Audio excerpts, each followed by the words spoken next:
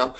If everyone can type into the chat for me or the Q&A and just let me know, can everybody see my screen okay? Just want to make sure we get all that set up and ready to rock and roll. Awesome. We are using a brand new, very fancy microphone that we obtained because we're doing so many of these webinars now. So I want to make sure that it's coming through crystal clear, and it'll also help for the recordings as well. So please let us know. Make sure that you guys can hear us. We see everyone filing in: Agatha, Cindy, Claudia, Jennifer, a couple of Jennifers, Mitzi. Everyone, welcome. I see RJ in here as well. Glad to have everyone on. So everyone's piling in. We're going to go ahead and get started, and we're super excited to be back. It's been a few weeks since we've had a webinar. Obviously, we had the break there for Turkey Day. Hope everybody had a fantastic Thanksgiving as well. So diving right in today, we're going over a new series that we're bringing to you. So we just wrapped up the chapter ROI just a few weeks ago with the chapter dashboards. And now this week we're going to be talking about joint membership. And then next week we're going to finish it up with a big question we get as well around auto renewals in monthly installments. So pretty much this all came about because of you. What we have been hearing a lot from our CRPs, our component relations professionals, a big question has been, does joint membership work? And if so, how do I do that with my chapters? Okay, so that's what we're talking about today, so I hope everyone's prepared for that. But I want to give everyone a quick sneak peek of something. So we've been, I think if you've been on a webinar with us before, you've been hearing us talk a lot about the investment we're making into education for people like you, actually just for people like you. And so this is an outline that we're working on and evolving. And what we're trying to work through it, and we would love people's advice, is the structure. So there's 5 main sections of this playbook we're creating. And this is going to be called the CRP playbook. We're creating something from all the questions we get around how do I do XYZ when I'm running chapters at an association. And so the first and foremost is structure. The second one we have is component operations. The third is membership and marketing. The fourth is finance and reporting. And lastly is technology, so kind of the foundation of all of that. So those are the 5 main structures. So for instance, today's webinar on joint membership would fall under a section in the CRP playbook. This is something we're going to be publishing next year on our new website and hosting a slew of different resources, whether that's stuff that Bill Highway has created or whether that is stuff that our partners or just the industry has already out there. We're not trying to look to reinvent the wheel. We're looking to create a centralized location for all of these resources for people just like you, trying to solve those problems through education. So as we go through all this, we'd love to hear from you guys. We've been getting an incredible amount of feedback. We've been interviewing 5 to 6 CRPs a week right now just to learn what can we build or bring together that will help you and make your life a lot better, okay? So that's a quick sneak peek. We'll actually send those topics out via an email after this webinar. And if you got a couple minutes, we would just really appreciate your time so we can understand where you want us to focus coming into 2017. And if you're like me, you can't believe that it's almost 2017. All right, this is a new slide that I've added to our slide decks that we're going to do every week, and that is called the positive CRP reinforcement, because man, you guys have to battle some crazy things out there, and we hear a lot of you call it the Civil War between I'm trying to manage HQ and I'm trying to manage my chapters, and nobody is getting on the same page. So the quote I'm bringing you today is from Peter and Peggy over at Mariner Management, and it says, based on the survey findings, chapters appear to have a powerful impact on association membership levels. More than 40% of survey respondents indicate, in essence, that the chapter's presence has a positive effect on their likely future renewal, in the sense that if chapters did not exist, they would be less likely to participate. So if you got someone in your organization right now, be it a CEO, a executive director, a CFO, your head of IT, whoever's giving you this question, why do we have chapters? Go ahead and take that. We'll drop the link into the chat or into the email after the webinar, and you guys can go ahead and use this data. You say, this is why. All right, so let's go over today's learning objectives as we dive in. Now you're going to see our theme today, and if you've been on one with us before, we always like to have a little bit of fun. Our theme today is penguins, and man, we got some funny pictures for you coming. But today we're going to be learning about the benefits of joint membership to the 3 levels, right? You got National HQ, which from what I'm seeing in the audience today, the dozens of people here so far, it's a lot of HQ. Then there's the chapters. We got to talk about why joint membership manages chapters. And ultimately, as you guys know, we got to be the protector of our members. What's the value for them? Because at the end of the day, if it doesn't make sense for the members, it's not going to work for anybody. What are the pitfalls? Because we're going to talk about some success stories today. I'm going to show some examples of joint membership in the marketplace, and we've talked to these people, these CRPs there, and asked why they liked it. But there are reasons it doesn't work, and we want to be aware of those so we can avoid them. And then lastly, the question I've been getting a lot on joint membership is, where do we start? How do I start? What do we do? Like if I said, yes, I got buy-in on joint membership from my boss, where do we start? And just define real quick, so this is the Global Business Travel Association, GBTA. Patrick there is the CRP. He's an incredible CRP. He's one of the most thoughtful when it comes to the whole process of getting things done that I've seen in the marketplace. Just a phenomenal person. And when we're talking about joint membership, this is something that they've added, which they call an all-access membership. Okay? So you could have signed up before to just GBTA HQ. You could have signed up to just one of their chapters, and now they've added this joint membership. Okay? And so if you're wondering what that looks like, this is one example of what we're going to be talking about today. And we're going to be going over in just a little bit why Patrick really likes this all-access membership, and there's been a lot of value for all 3 parties. So just real quick to introduce myself, my name is Kyle Bazzi. I am the Director of Growth here at Bill Highway, located in my hometown of Detroit, Michigan. Bill Highway is a technology solution for people like you, and we only work with chapters over the last 17 years.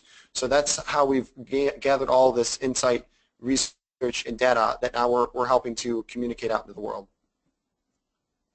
So there's a really good report that exists. Again, this one's coming from Mariner Management. Sarah in marketing will drop the link in the chat for you guys right now, that talks about the state of dues collection. So dues is one of the pillars when we're talking about these membership types. Whether you collect the dues centrally at HQ or whether the chapter collects the dues. Oftentimes we'll see a split, so sometimes depending on the membership type, like GBTA, all access could be collected at either end, or the dues are collected at the chapter just for the chapter, and then they have to go to the national site just to sign up for national. And that's one of the things that joint membership can obviously solve. So that's the collection. The second part is, who are the dues set by? Okay, so if you're looking to roll out joint membership, this is some of the stuff you're going to want to start thinking through. Who are the dues set by? Are the dues set by central, meaning HQ? Are they set by the chapter? Are they set independently, right? So on and so forth.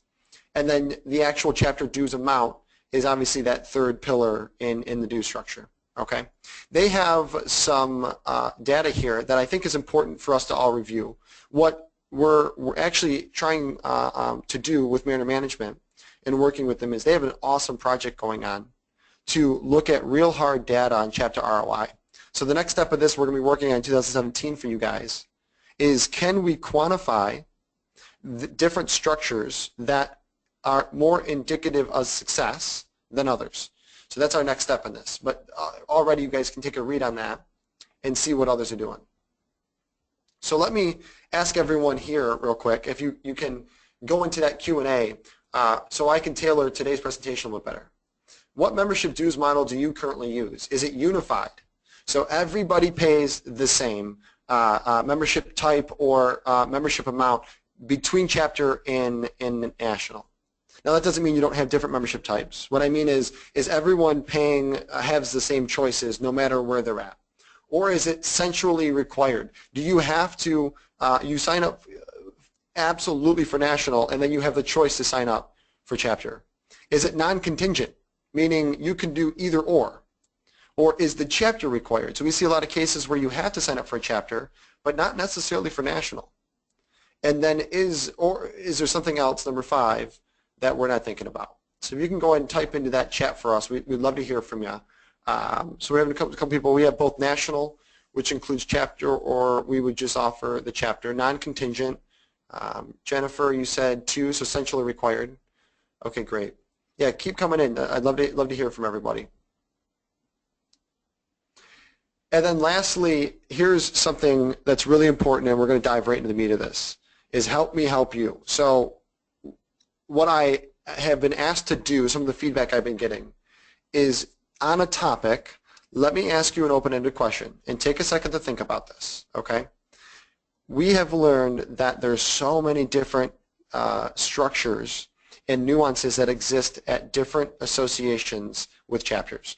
I'm cutting out all the associations that don't have chapters, because your guys' problems are unique because you have a chapter-based system or a component-based system. So let me ask you this question, and I want you to type something into the chat for me. You're here today. What do you want to learn about joint membership? All right? Do you have it and you're questioning it and about getting rid of it, or do you see it out there and you want to do it? Is there a problem that exists right now that you believe joint membership is going to solve, and that's what you're here to learn today? What do you want to learn about joint membership? Okay? That is what is important to me. All right. So we're getting some answers in there, and I'm going to keep letting those come in. So take a couple seconds and go ahead and fill it out for me. What do you want to learn about joint membership? All right. So as those continue to come in, and if you're typing, please keep typing. I see some answers already rolling in, okay? So here's what we have gathered about why joint membership. Number 1 is engagement. We've learned that healthy chapters find a way to keep their members engaged, okay? So one of the things joint membership can help is on engagement. We'll talk about some examples. Incentives. So how are we incentivizing the different layers below HQ, meaning your chapter leaders, volunteers, and also how are we incentivizing those members? Eliminating pain. It is, and this exists in your organization, defining a problem is the first step. But if you're making your members sign up for a local dues and then go to a different website to sign up for national dues, that is an issue. So we need to eliminate pain, and joint membership can do that. And then we also see this as an opportunity to meet more needs. There's a really good article at the end that we're going to be sharing around the WTP, the willingness to pay. So what other needs or problems can we solve for our members through joint membership that will incentivize them, obviously, to sign up more? So let's start with engagement. We're going to break this down into each level for you, okay? So national, engage members who wouldn't normally had joined national. So you have a lot of members at that chapter level. The chapters receive complimentary support from national. Let's pause here real quick, because most of the people in here are at HQ. If you're at HQ, joint membership can't just be about getting them to sign up for national. What you need to find is the value that exists for the chapters, okay? We know the value for national, and we'll even know what the value is for the members in this case. But what is the value for the chapter that you're going to be giving them that they will get on board with rolling out joint membership? Because if we don't get them bought in, we're already in trouble. And then lastly, the member. So we got to find and identify in your organization, because every organization is different, around what that value is for the member, the extra resources the member wasn't aware of to get them to sign up, okay? So what are those engagement metrics that you're tracking? What are the things that your members love to get from you, whether it's a networking event, whether it is a certification, whether it is a educational type piece of content, whether that's a webinar or however you deliver it. What are those extra resources that we're able to deliver now through this joint membership rollout? So we like to share as many stats as we can with you. because we believe that the data can tell a story. 86% of respondents said that chapter/local peer networking is their primary reason for belonging to the FEI. FEI is the Financial Executives Institute. This was something, they sent out a survey. Chip Deal, who's a very strong CRP at FEI, previously of the CFA Institute, he sent out a survey to all the members and found out that 86% of them said that peer networking at the chapter level was why they belong to FEI. So bite-sized. Oh, I just skipped something. So ask yourself, what do your chapters do really well? What do you do really well at HQ? And how do they complement each other? And is there that shared overlap? Okay? Is there that shared overlap? If that shared overlap is sponsorship, let me know, because I found out some really interesting models for that we're going to be doing an upcoming webinar on. But ask yourself these questions when we're thinking about the joint membership. All right, I'm going to take a breath and make sure we don't have any questions before we keep rolling on here. So we do have some questions that don't pertain to right now that I'll get to at the end. So please keep your questions coming as we go over incentives. So let's walk through the incentives and start thinking through some of this. At National, we need to think about the members that normally might not join, and how do we get them to do that? The chapters, it's the same thing. So what are those incentives for National? You're already going to know that. If you're in this webinar, you already know why you're here. What I want us to do, and what your role as a CRP is to put yourself in the shoes of your chapter leaders and your members, okay? And I know that at HQ, there's a lot of other people on your team that probably aren't thinking like that. So it is your job to do that. Otherwise, a great program will get rolled out and will not work because we didn't consider those items. And then the member, you'll see a lot of these joint memberships will allow for discounts in their dues. And also, and you see we have and capitalized, and also received greater value. Find a way to roll out joint membership. So when a member sees it, or a new member, or even a renewal member, that when they look at it, it's a no-brainer. I'm going to get all these other things, right? And I'm going to be paying a bigger amount in total, yes, but I'm going to be paying smaller amounts to each. So I'm saving money if they are together like that, okay? So you want the and, because you need the greater value as well. I'm not saying it's not going to be successful if you just discount it. It probably will, but marginally, compared to if you get both of these right, okay? So the GBTA example, when we showed earlier on the tiered structure, it increased acquisition, okay? So there was a real and perceived value increase, all right? Write that down. There's a difference. A real value increase means that they did receive more, but the member perceived it as so. If you give more, and from your eyes, your HQ staff is saying, well, we're offering more, but the member doesn't perceive it as more, it doesn't matter, okay? It doesn't matter. Perception is often more important than reality, but we want both, okay? So the more resources and value also increase GBTA's retention, all right? So if you're someone in this webinar right now, and just tell us if you are, I will connect you with Patrick at GBTA. He's an incredible person who makes time for people and has given us permission to offer this up. He is more than happy to talk to you about his journey. He also stepped into a organization that at the time he had to rebuild trust with the chapters, okay? So rolling out new programs by no means was a walk in the park. Here's a little tip. Offering tiered membership to push new and renewing members towards joint membership. So I'm going to jump back over, or I actually don't have that up. Sarah, if you could drop the link in the chat for the GBTA membership pricing. So if we go back to this, you see how he had the tiers that push people into the all access, okay? So you can do direct membership, allied, or educational just at GBTA, but wait, if you sign up for the all access, we'll also sign you up for the chapter community memberships, okay? And there's going to be a savings here. So it's an overwhelming amount of value with an asterisk, value that was real and perceived as value to the member, and also that savings aspect, okay? And they've seen a lot of success with rolling this out. Okay, any questions on that, let me know. We're going to be jumping into eliminating the pain.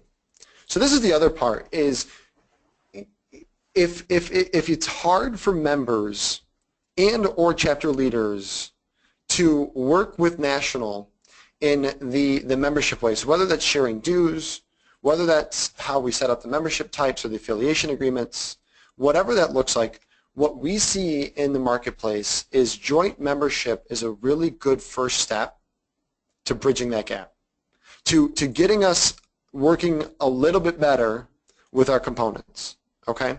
So eliminating pain is that third reason that we look at joint membership. So National, and these are just some examples, folks. I'm sure you guys have a lot more, and please share them. But think about National. I know that you guys have issues with shared information, right? How hard is it to get reports or financial information or maybe even money that's owed to you per capita from your components? We see a lot of times it's really hard. So joint membership allows you the opportunity to roll it out for them, where you then get your money and you get the data in real time. So now you have a win for the member, a win for the chapter, because they're going to be getting higher retention and higher acquisition rates, and you're getting additional value at HQ. Okay, so that's another reason to test out joint membership. So the chapter, what you also want to consider is that more support for volunteers and staff. Let's not have the chapters have to come up with this on their own. Let's not make them roll out this technology or landing page or whatever that is for you on their own, right? Let's make sure we're doing our best to add as much support for those volunteers and staff as possible. Let's take the best practice for selling membership in New Jersey and let's go help teach it to the other 3 chapters or components that aren't doing so hot, and show them what success looks like. Let's add that support to that staff. I promise you over time they'll be so much more willing to adopt the programs that National is rolling out. And then the member, and we talked a little bit about this already. So more time, resources are now there for the member, how we're eliminating that pain. So another stat, 77.8% of chapters, this is an outstanding number, 77.8% cited no standard templates or designs provided by National, right? Now, Kyle, you might be sitting there saying, Kyle, it's not my fault. And I know that. But what I'm saying is joint membership we've seen as an opportunity to start to build that kind of relationship with your chapter leaders if you don't already have it. Because a lot of you, some of you already do, right? There's a bunch of different scenarios out there. But either way, think of that number, 77.8%. So if you've identified an activity that your chapters are doing that leads to success, we should be creating templates around that. All right? Whether that's everything from a succession planning for their treasurers, right? Or that is a marketing template to help promote one of their networking events. Whatever's right for your association, the designs and the templates are extremely important. So, the quick tip, how do you support, or what support do your chapter leaders and volunteers need the most? The only way you're going to find out is by asking them. So survey them to see if joint membership process can help relieve some of their burden. First off, I hope you understand some of their burden. And then what you do is frame it up, right? And say, hey, I'm looking to help you, right? Pull up the Jerry Maguire video. Help me help you. We've identified joint membership at HQ as something that could solve some of our challenges, right? Here's how we see it, that it could help you as chapter leaders. Do you care? Is that something you want us to help you with, okay? Because that's as far as you're going to be getting with this program, is how far we can get with the chapters and their buy-in. All right, perfect timing for a nice little caption here. We can fly underwater. I love it. My wife just named my dog Penguin, by the way, too. Why, I'm still trying to figure out, but he was a stray pit bull in Detroit. She found him on the street, and now we have a penguin in our house. So I think that's why my marketing team made it Penguins, and it's also getting cold out here in Detroit. No reason we can't have a little fun while we're talking about joint membership. So pain's being solved, okay? So just to kind of sum this up if you're taking notes. We understand volunteer-driven, limited staff. Raise your hand if that is you, right? Either limited staff at HQ, and then obviously you're dealing with a lot of volunteers at your local components. So a single process outlined and optimized with support provided, okay?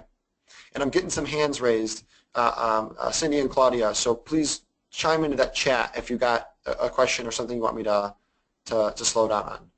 But the pain being solved that you can sum up for your team at HQ is creating a process that we can now scale at the chapters or components, okay, whatever you call your components. And then we can tweak and evolve and grow and improve over time. Delays in data, information, and money across organizations. So obviously a unified system is going to create greater visibility with no delay. Now we see that sometimes with the national helping roll out an entire website for the chapters. Sometimes the national headquarters will just have it direct towards the national website, or you might offer up a few versions of a landing page that the chapters can put into their own websites. That's all going to be dependent on what you can get done. We understand that. And then too many value-driven products or services to deliver on, okay? If chapters are doing something that national isn't, or vice versa, a joint membership allows us to merge the two values, okay?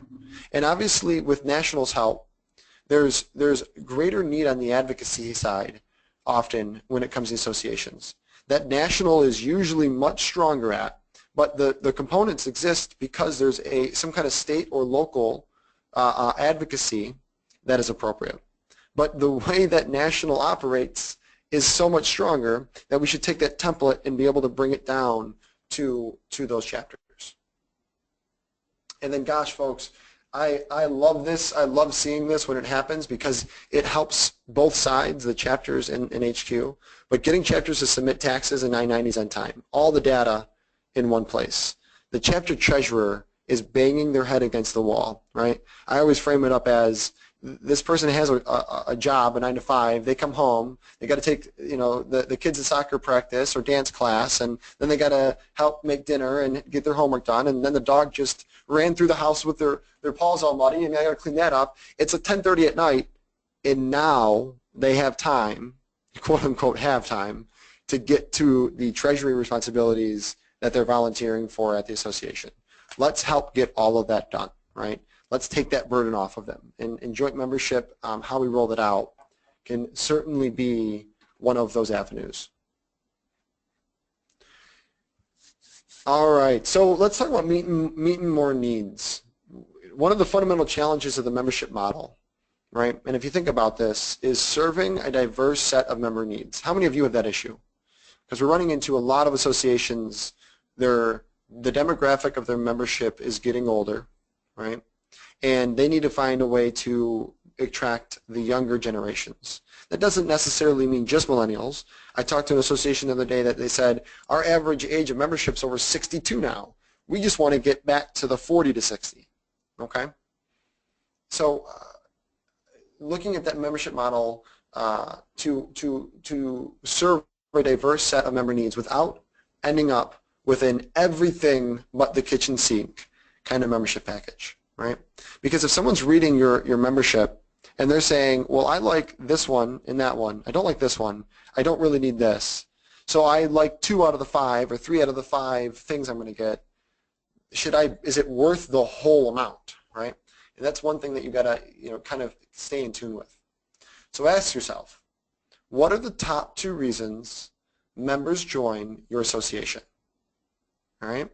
Before you even start to talk about joint membership, do you understand the top 2 reasons members join your association?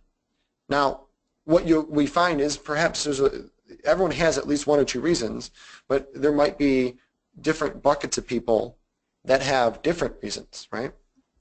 And then either jointly or nationally in chapter separately. So it doesn't matter what the value is. Just ask yourself, have you as an HQ, and I'm not saying this is your role. You might need to go get this from your VP of marketing or somebody else. But what are the top 2 reasons? And then make sure that you're doing yourself a favor. Take those to your chapters and make sure that you ask them that same question. What do they believe the top 2 reasons that their members are signed up for the chapter? That data is going to be very telling for you as you go down the path of joint membership.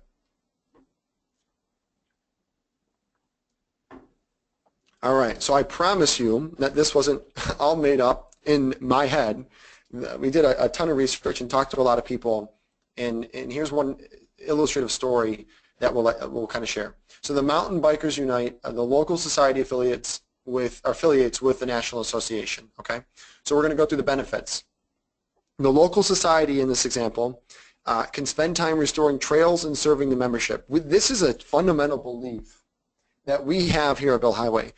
The more we can take off the menial work, the administrative type work, the work that the volunteers, they wanted to make a difference, so they signed up as a volunteer, but nobody willingly got into the role of admin or treasurer, right, for the most part. So the more we can take off of them, the more we can reallocate this volunteer time to getting them to stay a volunteer, because they enjoy things like restoring trails if you are a volunteer at the Mountain Bikers Unite. Okay? And so the second benefit, receive assistance on administrative tasks, tap into the National's expertise, process, templates, design, so on and so forth. And then larger membership base and less administrative work for volunteers, more voices to advocate society and put more resources back in the community. That is a fundamental belief that if you adopt, okay, and everything you're trying to do with your chapters, life will get a lot better for you as a CRP at HQ. All right. So ask yourself, what would a chapter volunteer rather be doing? And maybe ask them what they'd rather be doing. How would tap into that? We'll join that for you chatting update on associations now.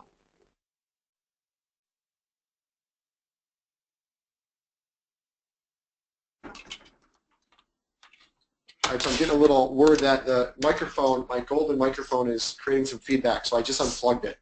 I hope that the audio is better. Let me know if it's having issues. So as we were doing our research through all of this, and you know, the problem, folks, is if you go to Google right now, so pop open a screen, or if you have another screen open, open up Google, and I want you to Google the best practices for joint memberships and associations. And I've tried a bunch of different variations of this, and what I kept finding was joint membership pages at associations. I didn't know if they were working or not. I didn't know if they were successful, and there wasn't a lot of good material out there. So I'm guessing that is why this is one of the highest requested topics that we've been getting. But there are some other types, okay? So as you know, Pete the Penguin right here is telling us, there's a partner type membership type that we saw out there, okay? So this allows partners of members to join, or two individuals sharing the same household kind of thing. That's something that we saw out there that we saw, thought was very interesting. So there's a couple of examples that we will we'll send out to you. Again, that might not make sense for your association, but it's something that we thought was worth sharing. Joining forces. This looks more like Patricia the Penguin. So joining forces with other associations in your industry, another kind of thought-provoking topic. So we'll share a couple things on that.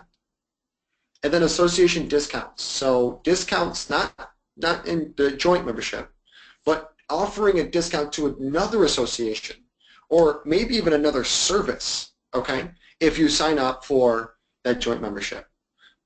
So I don't know who we want to name this third one, so somebody else can type into the chat and name our third rosy-cheeked penguin here.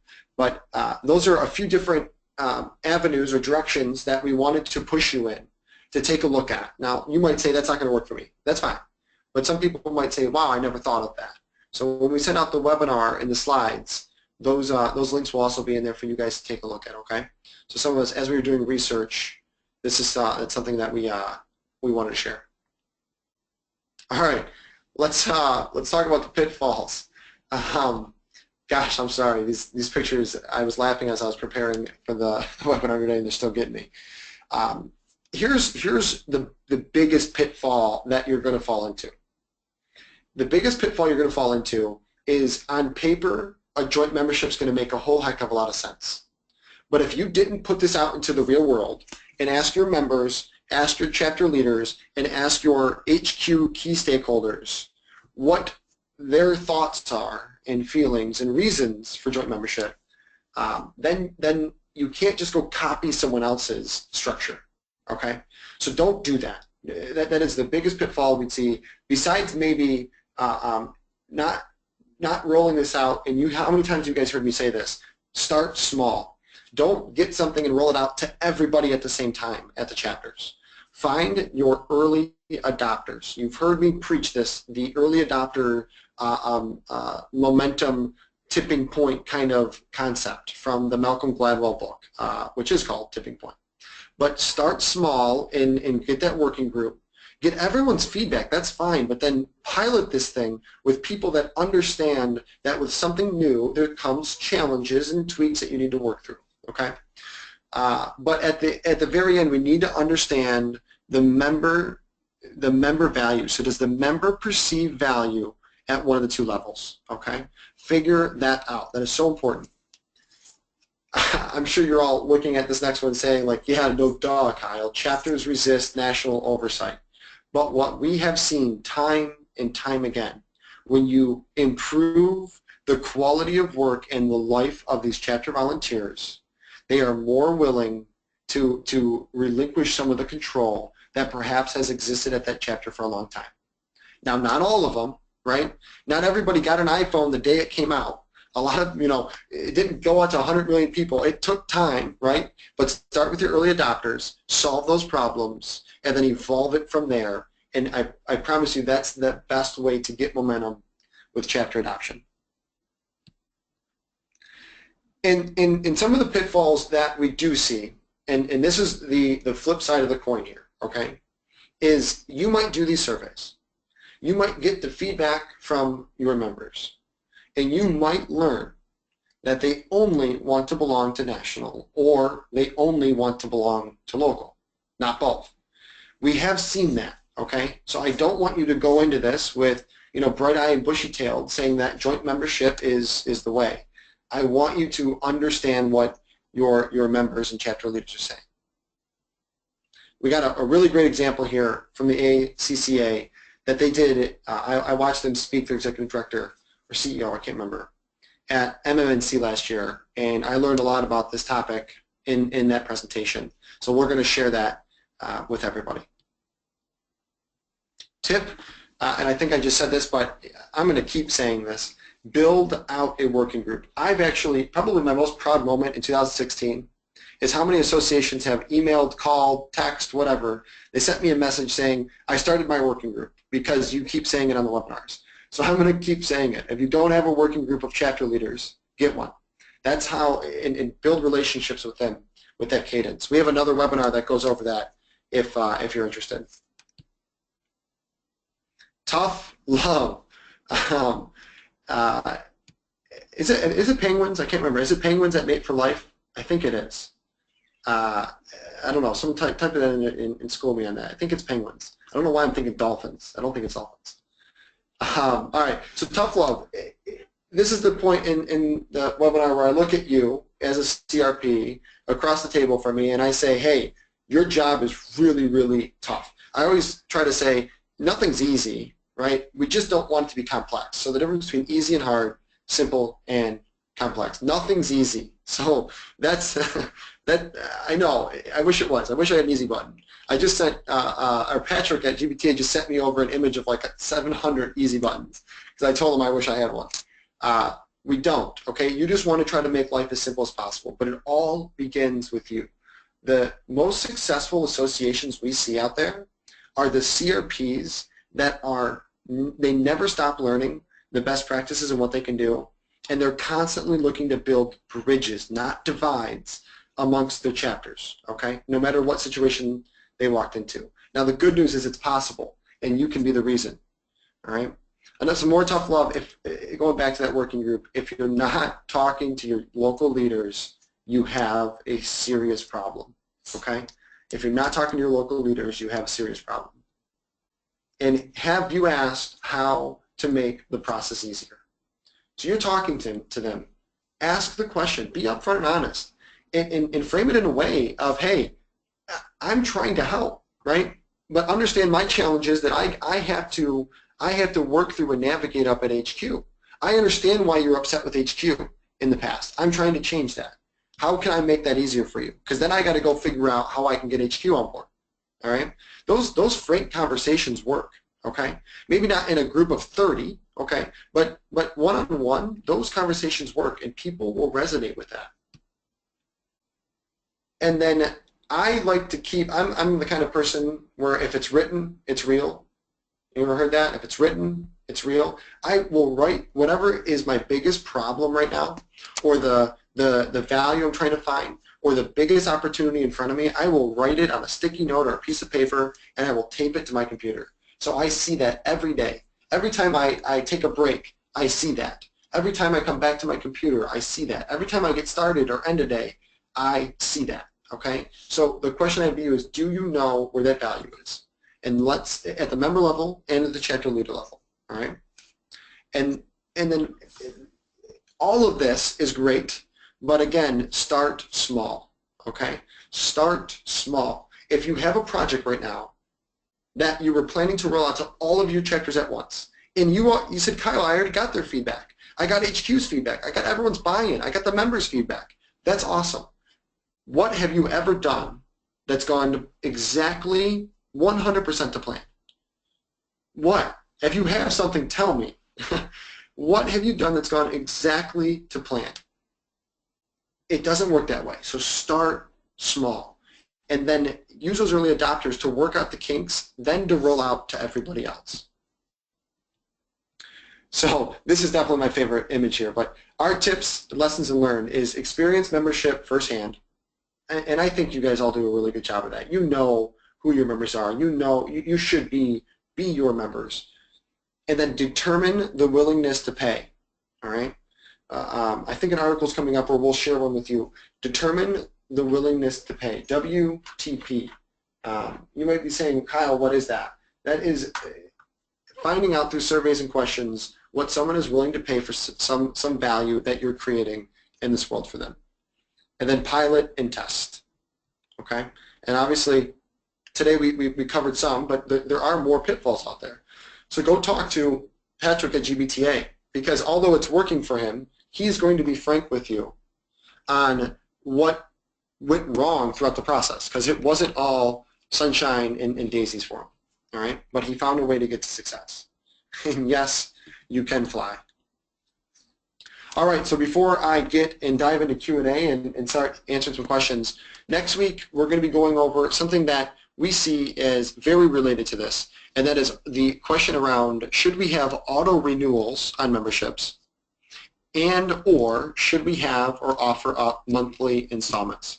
There are some incredible case studies for why and why not on both of those. We're going to be doing that next week, which if you'll also be at ASAE Tech, I would love to buy you a drink.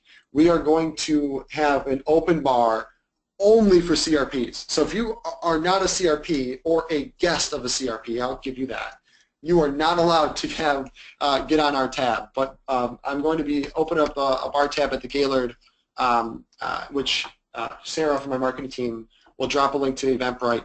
No obligation, but just let us know if you'll be there so I can kind of size up how much we're going to need. But we would love to meet in person, love for you guys to network with all these CRPs that we're talking about. A lot of the ones that we've done case studies with are going to be there, and we'd love for you guys to just meet and greet, ask questions, have a drink on us, because at the end of the day, sometimes that's what the doctor ordered after you've had a couple of alarming calls with your chapter leaders. We'll also drop the link or send out next week's webinar registration, okay?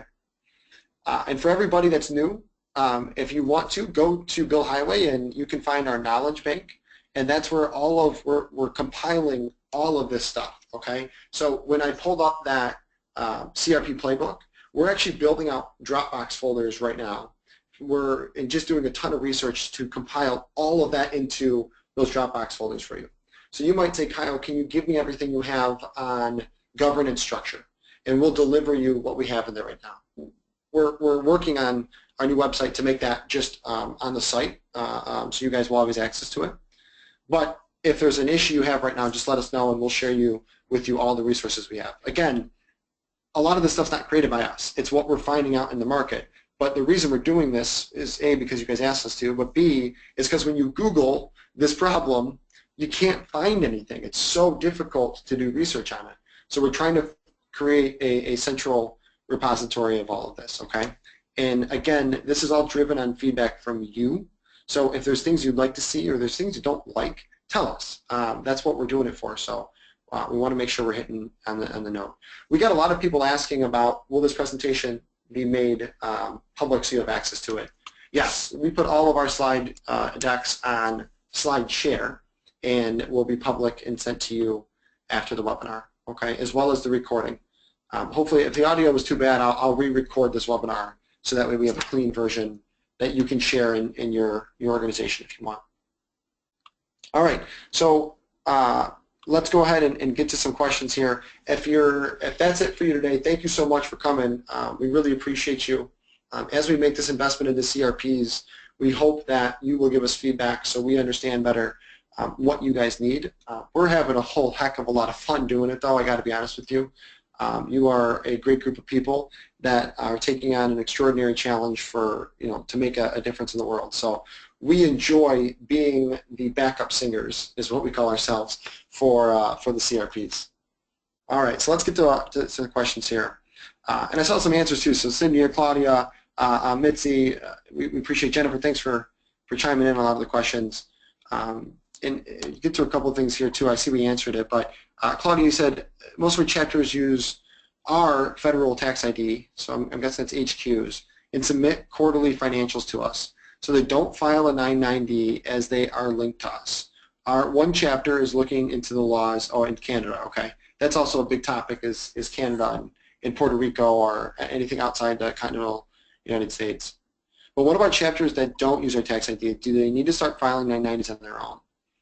So my short answer, Claudia, would be yes. If they're not filing taxes through HQ, and I'm sure there's some gray area on this, but they should have their own EIN, correct? And if they have their own EIN, they should be filing taxes. Now, if you don't have visibility into that, you're not alone. Most CRPs at National don't, okay? And moreover, even if they found out they filed taxes in 2014, they don't know if they did in 2015. That's one of the biggest risk areas we see for associations. Even though they might be separately incorporated, it's still your association's brand in some form or fashion. And you might say, well, Kyle, it's branded and the logo's different. Okay, I'll give you that. But if you go ask a regular member what the difference is, they're gonna be hard pressed to tell you. And so I would look into that, and that could be one reason. You kind of explain that legal issue to them or the risk about it. We'll give you some examples of where that's really hurt associations, and you can use that as a way to kind of help them understand why they need to get on board with consolidating that. So if your model, and you guys are happy with your model, because your second part of the question, if so, then they need to start changing over to your tax ID. If you guys are happy with the tax ID being at National, and a lot of people, a lot of associations we see are happy with that, then I would try to get it all unified. That's probably the biggest thing I would do, is the unification is the most important thing. Cool. Great. You're very welcome. I'm glad you said thank you. That's what I wanted to hear, or what I needed to hear. And yeah, it's something that you can use to kind of push them into that. All right. Claudia also, we actually created a chapter in a box for all chapters so they have templates and procedures. That's fantastic, Claudia. If you don't mind sharing that with us, we won't share that with anybody else without your permission, but we would just love to see it and learn from it so we can bring best practices to the market. That would be awesome.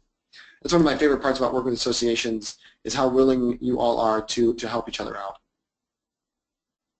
A couple more people asking about will there be a recording. Yes, there will be a recording. We will send all of that out afterwards. If the audio is really bad when we go back and listen to it, we might re-record it, so it might be a couple days later than usual.